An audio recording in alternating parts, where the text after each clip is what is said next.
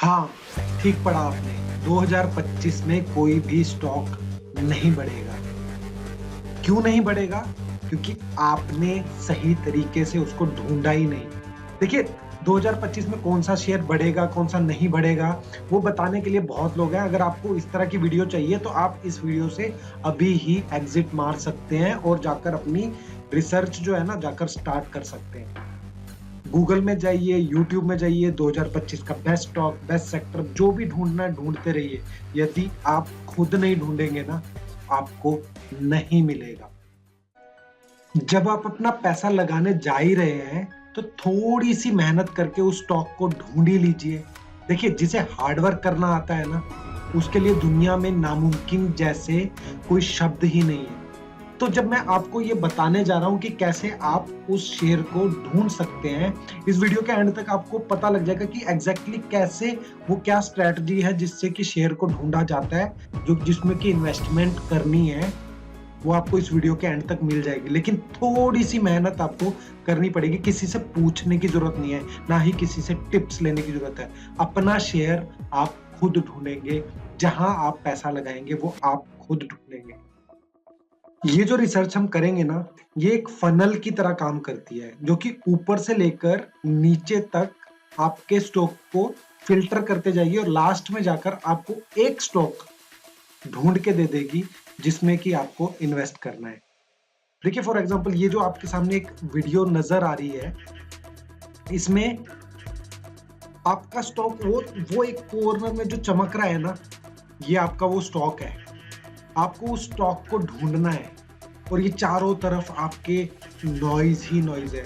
कई शेयर्स हैं, कई सेक्टर्स हैं, लेकिन आपको इस स्टॉक को ढूंढना है। तो इस स्टॉक को कैसे ढूंढेंगे और ये फनल कैसे काम करेगी, इस वीडियो के एंड तक आपको क्लियरली पता चल जाएगा। इसमें सबसे पहले आपको आ जाएंगे सेक्टर्स। जैसे कि आईटी है, ऑटो सेक्टर है, एफएमसीजी है, फार्मास्यूटिकल है, बहुत सारे सेक्टर्स हैं। तो इन सेक्टर में से आपको कौन सा सेक्टर चूज करना है, तो सेक्टर्स जाके आप गूगल में जाकर लिख सकते हैं। यहाँ पर गूगल काम आएगा। यहाँ पर लिख दीजिए कितने सेक्टर्स हैं, वो एक एक्सेल शीट में जाके आप अपने लिख लीजिए कि कितने सेक्टर्स हैं।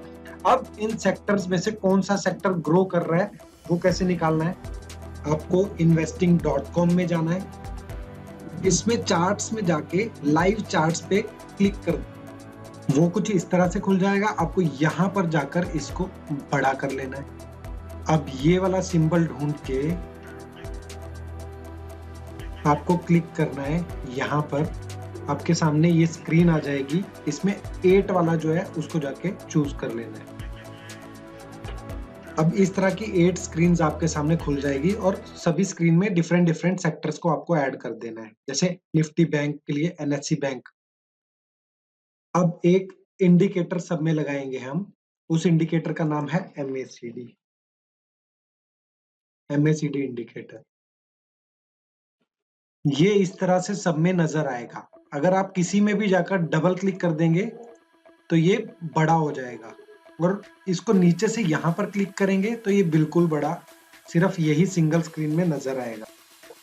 इस तरह से इस पे डबल क्लिक करेंगे और इसका बिल्कुल लास्ट वाला जो पोर्शन है उसको आप राइट में खींच कर लेकर आ जाएंगे इस तरह से।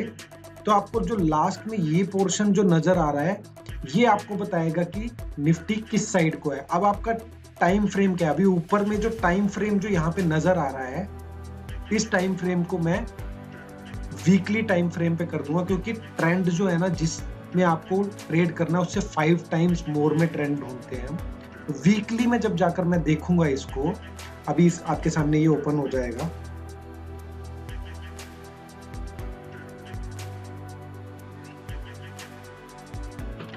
अब जब ये डाउन साइड को दिखा रहा है तो इसका मतलब बैंक सेक्टर जो है, बैंकिंग सेक्टर जो है वो डाउन है।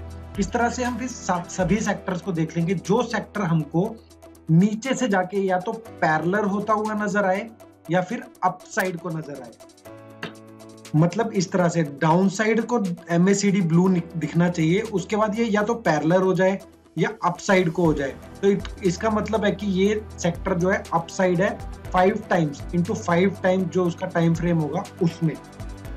तो मतलब हमने सबसे पहले अपना सेक्टर तो ढूंढ लिया कि सेक्टर कौन सा होगा। अब चाहे वो निफ्टी बैंक हो, चाहे जो भी सेक्टर हो, अभी जो मैंने रिसर्च की थी उस पीरियड में निफ्टी फार्मा अपसाइड था, तो निफ्टी फार्मा जैसे हमने ढूंढ लिया। अब हमारा दूसरा काम क्या रहेगा, हमको अपना स्टॉक ढूंढना है।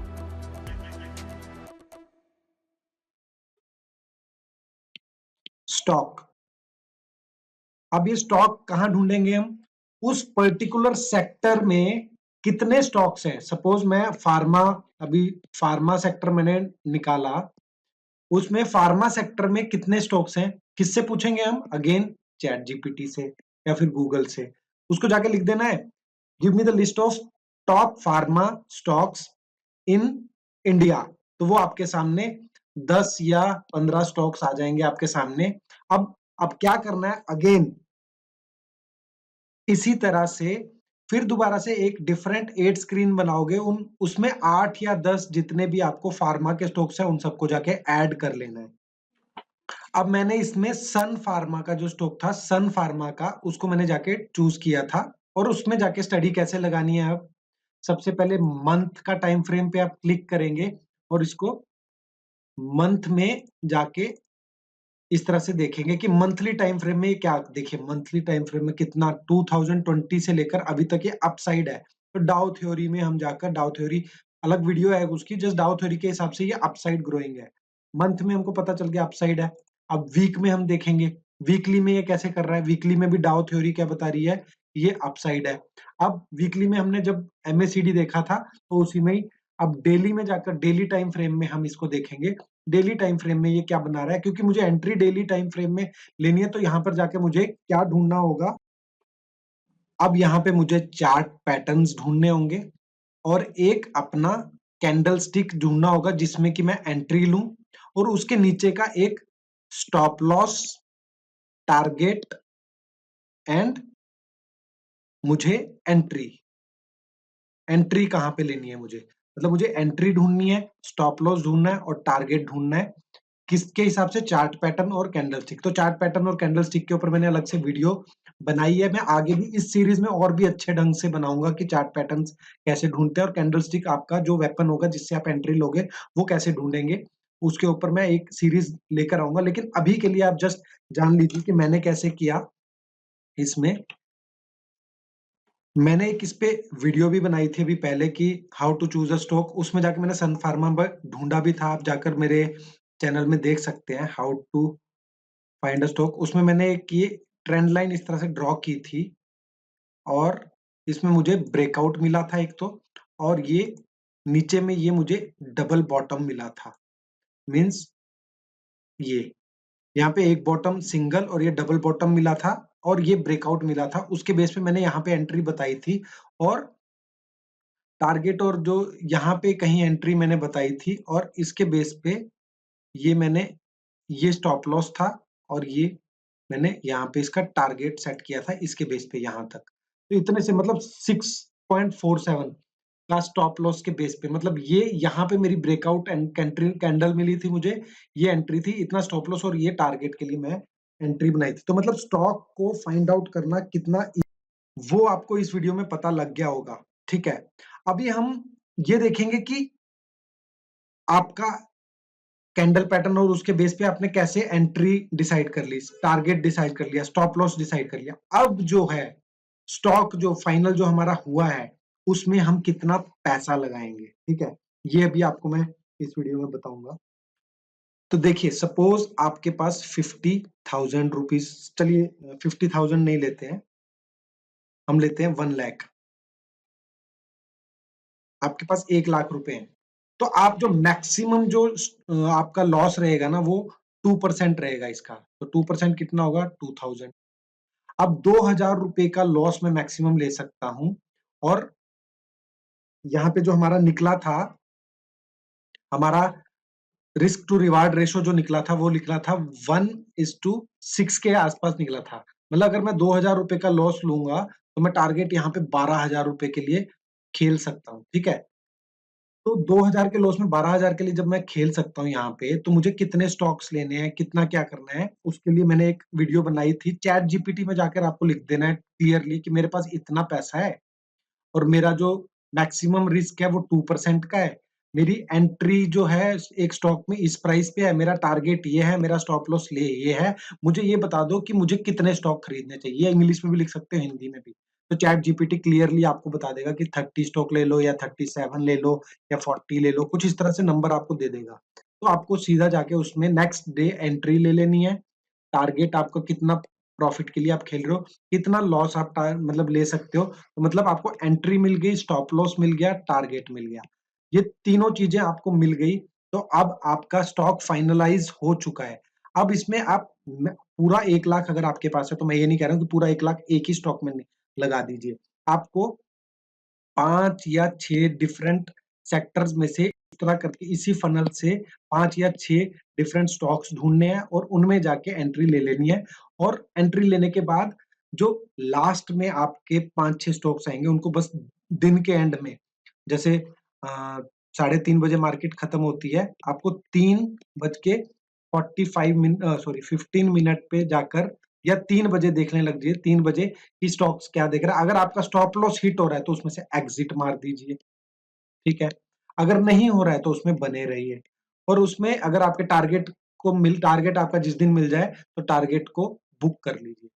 अब इसमें कुछ और स्ट्रैटेजीज़ भी होती हैं कि कब तक बने रहना है, कि टारगेट से आगे भी बने रहना है कि नहीं, एग्ज़िट के कुछ अलग क्राइटेरियाज़ होते हैं, उसके ऊपर मैं सीरीज़ लाऊँगा। लेकिन एक स्टॉक को फाइनलाइज़ कैसे करना है, वो इस वीडियो में मेरा मकसद था कि कैसे आप स्टॉक फाइनलाइज़ करेंगे। तो इस तरह से आप सिंपली इस वीडियो को जितनी बार देखना पड़े आप देख सकते हैं। जब भी आपको स्टॉक फाइनलाइज़ करना है ना, एंट्री एग्ज़िट बाद में आप डिसाइड करना, बट स्टॉक फाइनलाइज़ करने के लिए इस फ़ॉर्मूला को अपनाएँगे तो ये फ़नल आपके लिए बहुत बढ़िया से काम करेगी। तो वीडियो अगर आपको अच्छी लगी हो, तो लाइक कर देना और उन लोगों के साथ शेयर कर देना जो दूसरों से टिप्स माँगते हैं, और टिप्स ना माँगना पड़े, वो अपना शेयर खुद ढूँढें, तो ज़्यादा बढ़िया रहेगा और आपके ऊपर कमांड रहेगी, आपका जो कन्विक्शन रहेगा, आप किस टाइम फ्रेम में खेलना चाह रहे हो, आप 15 मिनट में, 1 घंटे में, 1 दिन में, 1 वीक के लिए, 1 मंथ के लिए, 1 साल के लिए, 5 साल के लिए, जो भी आप इन्वेस्टमेंट करना चाह रहे हो, उस हिसाब से आप डिसाइड कर सकते हैं। इंट्राडे मैं सजेस्ट नहीं करता हूँ एम्प्लॉइज़ को, गवर्नमेंट एम्प्लॉइज़ को, उनको मैं जस्ट ये सजेस्ट करता हूँ कि इन्वेस्टमेंट कीजिए, वीकली कीजिए, मंथली कीजिए, ईयरली कीजिए, इन्वेस्टमेंट आप कर सकते हैं। इंट्राडे या फ्यूचर एंड ऑप्शन जहाँ पे स्पेकुलेटिव आता है, वो आपको अलाउड नहीं है। अदर जो फुल टाइम ट्रेडर्स हैं, जो लोग कोई जॉब नहीं कर रहे हैं या किसी ऑर्गेनाइज़ेशन में नहीं है, जिनके पास फुल टाइम है, वो लोग कर सकते हैं, बट अगर आप एम्प्लॉयी है तो मैं आपको ये सजेस्ट नहीं करता हूँ। और मैं ये भी सजेस्ट करता हूँ किसी भी कोर्स लेने की आपको ज़रूरत नहीं है, क्योंकि ये एक ऐसी स्किल है जो कि आपको टाइम टू टाइमली आएगी और आपको खुद के एक्सपीरियंसेस से आएगी। और अगर कोर्स लेना भी है तो ऐसे बंदे से लीजिए जो आपको बहुत महँगा, बहुत लूट ना रहा हो, बहुत सिंपल में कम मिनिमम चार्जेस लेकर आपको कोर्स सेल कर रहा हो, उससे आप जाकर सीखिए, ठीक है? टेक्निकल एनालिसिस सीख लीजिए और आपकी स्ट्रैटेजी आप अपनी खुद से बना सकते हैं। थैंक यू फ्रेंड्स, अगर आपको वीडियो अच्छी लगी हो तो लाइक ज़रूर कर देना एंड शेयर ज़रूर कर देना। Thank you.